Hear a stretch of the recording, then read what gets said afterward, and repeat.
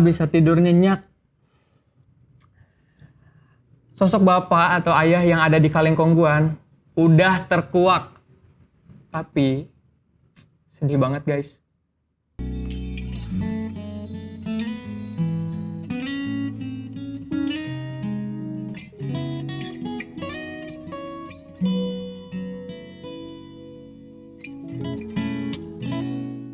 Halo, balik lagi bareng gua De Abdil. Selamat datang di Visual.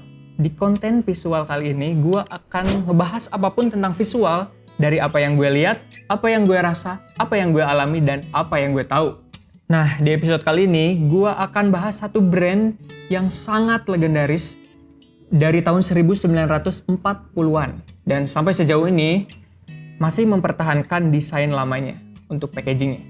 Walaupun sebenarnya desain packaging yang lo lihat saat ini bukan desain packaging yang pertama untuk brand Kongguan. Tapi ini adalah desain yang paling lama mereka pertahankan. Sejujurnya, untuk packaging ini tuh emang legendaris sih. Buat yang belum tahu, kalau brand Kongguan ini bukan asli Indonesia.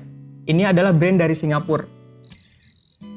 Yang udah ada dari tahun 1940-an. Nah, ownernya itu adalah dua imigran kakak beradik dari Fujian, Cina, yaitu Chu Chokeng dan Chu Chohan. Mudah-mudahan benar ya cara penyebutannya. Nulisnya kayak gini nih.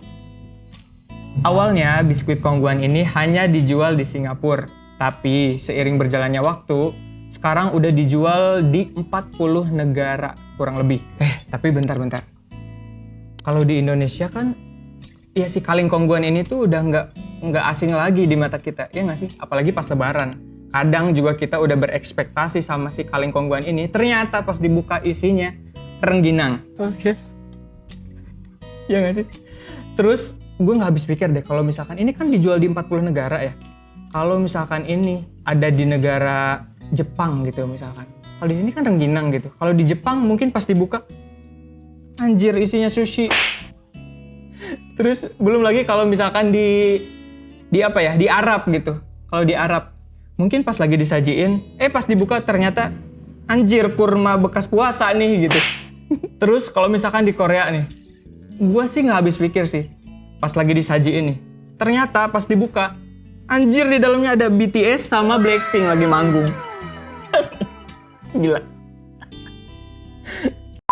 Nah, ngomong-ngomong soal Kongguan, emang sih packagingnya yang gue lihat materialnya gitu. Kenapa orang-orang bisa gunain berulang-ulang kali? Karena emang materialnya yang kuat dan bentuknya yang besar gitu.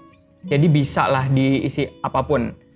Selain itu, emang desain packaging dari si Kongguan ini cukup legendaris. Nah, yang ngelukis ilustrasi tersebut namanya Bernardus Prasojo, yaitu mahasiswa Fakultas Seni Rupa Institut Teknologi Bandung. Ini tuh lukisan asli loh, dibuat dengan cat air pada tahun 1971. Selain legendaris, desainnya juga emang kontroversial. Nah ini nih, suka banget dijadiin meme sama orang-orang. Belum lagi idenya dipakai untuk media promosi dari brand-brand selain Kongguan. Belum lagi sekarang merambah ke dunia fashion. Kira-kira si Bapak Bernardus itu sama Kongguan dapat royaltinya nggak sih?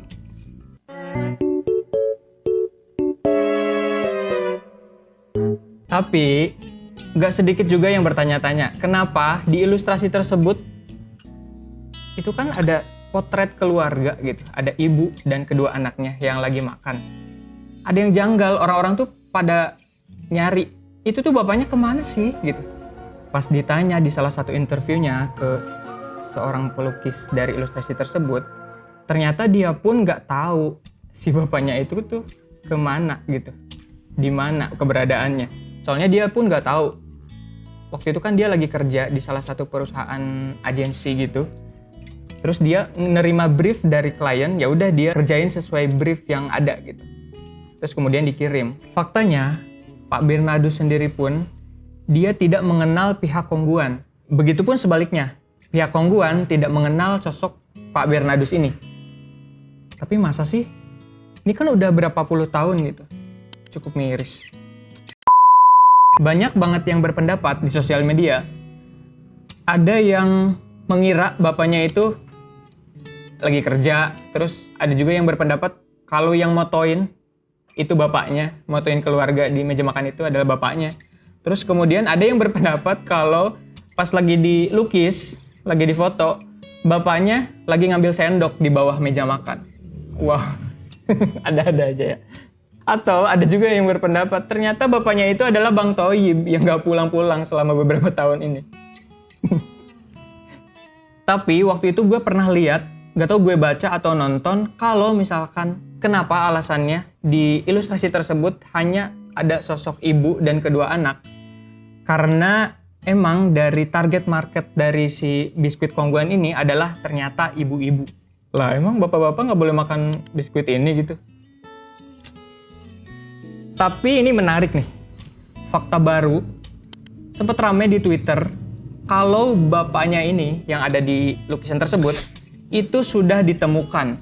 Tweet dari Joki Hoki berhasil membeberkan keberadaan ayah pada ilustrasi tersebut. Dengan munculnya tweet ini, ternyata gambar yang ada pada kaleng Kongguan itu mirip dengan karya milik Harry Wingsfield, yaitu seorang ilustrator buku pada tahun 1959. Sosok ayah terlihat sedang dibantu anak-anaknya membereskan garasi pada halaman buku berikutnya. Tapi ada sedikit perbedaan. Makanan yang dipegang sama anak kecil itu kalau di lukisan atau di buku yaitu berupa roti. Sedangkan yang di kaleng Kongguan biskuit dong, masa roti. Tapi dari segi komposisi dan warna memang terlihat mirip. Waduh, kok bisa sama ya? Tapi gimana ya kalau gue berada di posisi Pak Bernardus? Gue hanya mengikuti kemauan klien. Tapi kalau gue ikutin, ya gue jadi plagiat. Ya nggak sih? Mungkin kita bisa ambil pelajaran dari kasus ini. Kita bisa saling mengingatkan antara klien dan ilustrator.